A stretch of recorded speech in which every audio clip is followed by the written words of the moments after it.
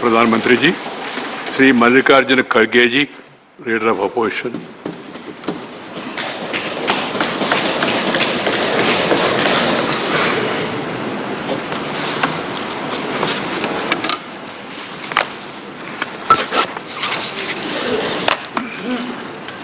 माननीय सभापति जी,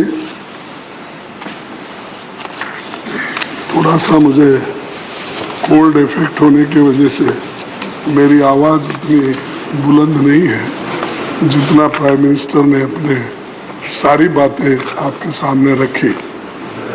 और ये ऐसा भी होता है जो पहला वक्ता बात करते हैं, ये बफे सिस्टम टाइप, जो पहले जाते हैं पंक्ति में उनको ज़्यादा खाना मिलता है, जो बाद में वहाँ पर जाएंगे थोड़ा फिर उधर इधर की बातें बोलते हैं। लेकिन मैं आपके सामने चंद बातें रखना चाहता हूँ जो मैं खासकर आपसे एक 30-40 साल से अपनी पहचानत है। आप जनरल सेक्रेटरी इंचार्ज कर्नाटका थे, फिर बीजेपी के प्रेसिडेंट भी थे, फिर ये हमारा सौभाग्य है कि आप 3 बार कर्नाटक से राज्यसभा मेंबर चुन के आए।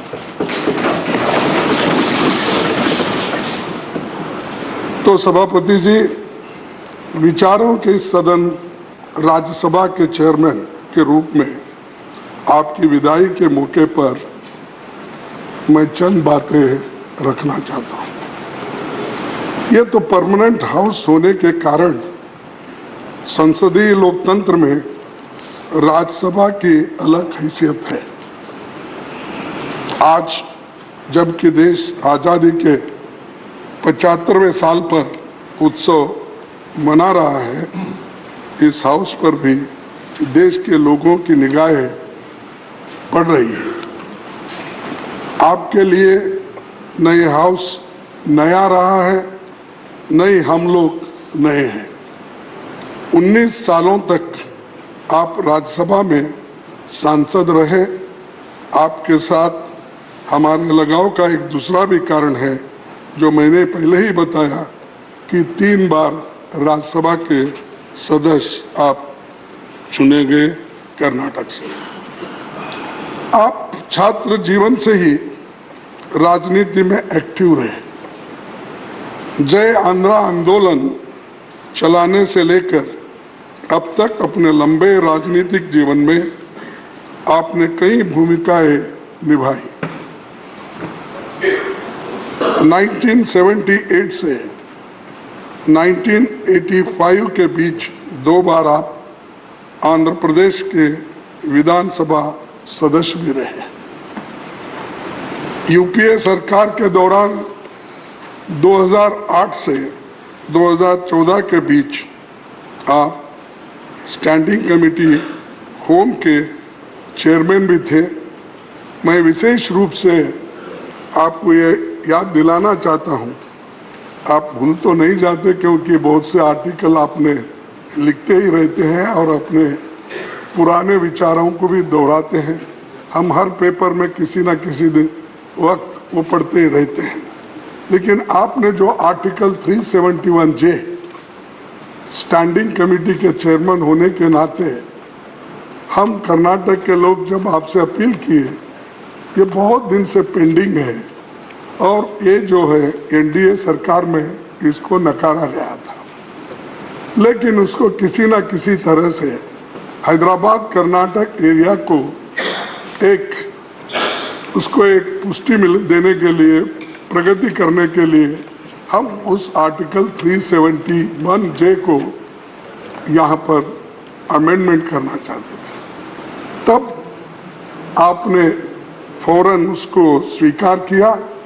यहाँ तक भी यहाँ पर ऑफिस नहीं था तो हम लोग कर्नाटक भवन में जाके जो चीफ मिनिस्टर थे उनको भी बुला के हम सभी बैठकर उस आर्टिकल 371J को आपने स्वीकार किया और वो अमेंडमेंट के रूप में इस सदन में उस सदन में आया। ये भारी जो यूपीए सरकार में जो वायदा किया था वो निभाए, उसके लिए आपका भी मैं धन्यवाद करता हूं। और जो लोग अच्छा काम करते हैं अगर वो याद नहीं करेंगे तो अच्छा नहीं लगता। आपने बहुत बड़ा काम करने के लिए हमको हिम्मत दी और सपोर्ट किया। राज्यसभा में आपने 11 अगस्त 2017 को सभापति के रूप में अपने प्रथम भाषण में कहा था कि मुझे सभा के दोनों पक्षों की संवेदनाओं, नियमों, मेंबर्स के अधिकारों, विशेष अधिकारों और भावनाओं और कुछ अवसरों पर उनकी हताशा की जानकारी है।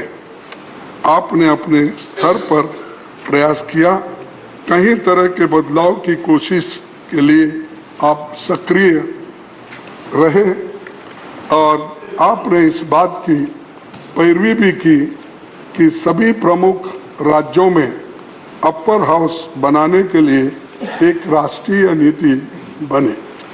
इसी तरह महिला आरक्षण बिल पर सहमति बनाने और कई दूसरी बातें आपने खुलकर कही।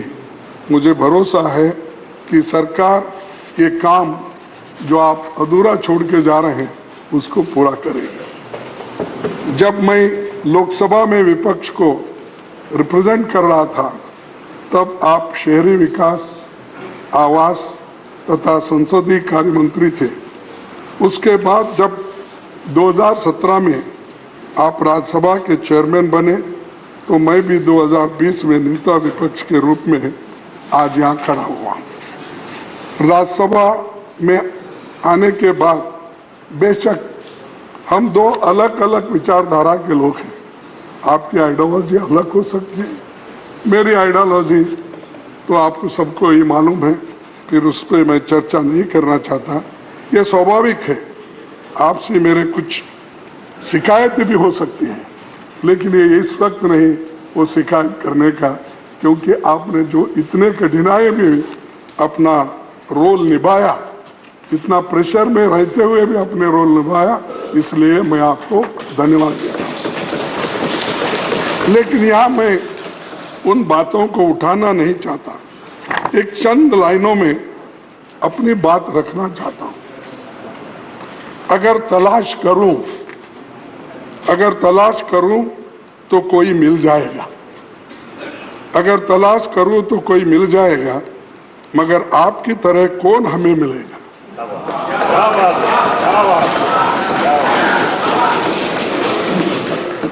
आपके साथ से यह मंजर रौनक जैसा है, आपके साथ से यह मंजर रौनक जैसा है, आपके बाद में मौसम बहुत सताएगा।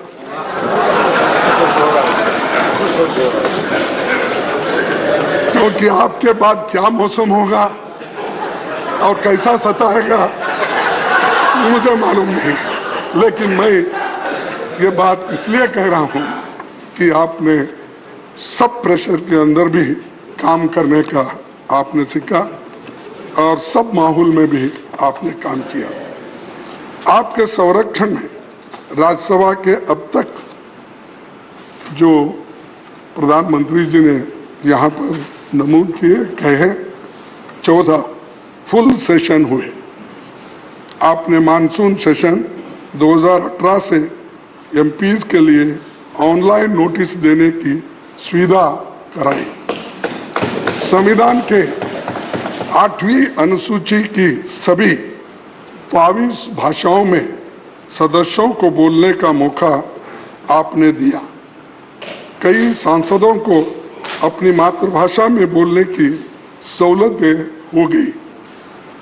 आपने नॉन हिंदी इलाके के सांसदों को हिंदी में बोलने के लिए प्रेरित किया और उनको प्रोत्साहित भी किया। आप जिस रोल में रहे, गांव देहात के लोगों की बात उठाते रहे। अटल जी की सरकार में आप ग्रामीण विकास मंत्री थे, तो आपने प्रधानमंत्री ग्राम सड़क योजना शुरू की थी। हमारी यूपीए सरकार ने इसे आगे बढ़ाया क्योंकि ये गांव वालों के लिए बहुत फायदेमंद था। 1987 में अटल जी ने कहा था कि राज्यसभा में रहे बिना राजनीति की ट्रेनिंग पूरी नहीं होती। आप तो भाग्यशाली हैं जो इसके सदस्य और संरक्षक दोनों बने हुए हैं। सदस्य भी बने और संरक्षक भी बने। ये जो अटल जी का कहना था वो आपने पूरा कर दिया। सभापति जी, आपने कई बार ये बात कही है कि पब्लिक लाइफ में राजनेता कभी रिटायर होता है न टायर्ड होता है।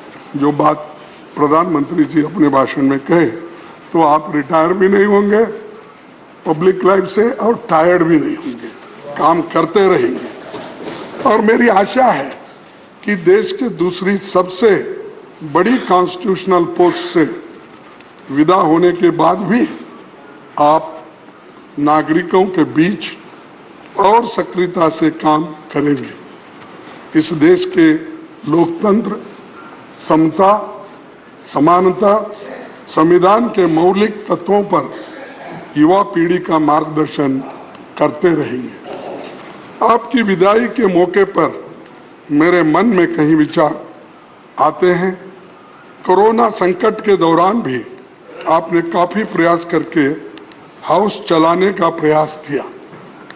सिटिंग अरेंजमेंट को बदला गया, सांसदों को कोविड प्रोटोकॉल के हिसाब से बैठाने का काम भी करना पड़ा और एक एक यानी यहाँ पर जो बेंच पे एक या दो और बहुत से सदस्यों को ऊपर बिठाया गया, चंद को पार्लियामेंट में बिठाया गया, लेकिन आप अपना काम नहीं छोड़े।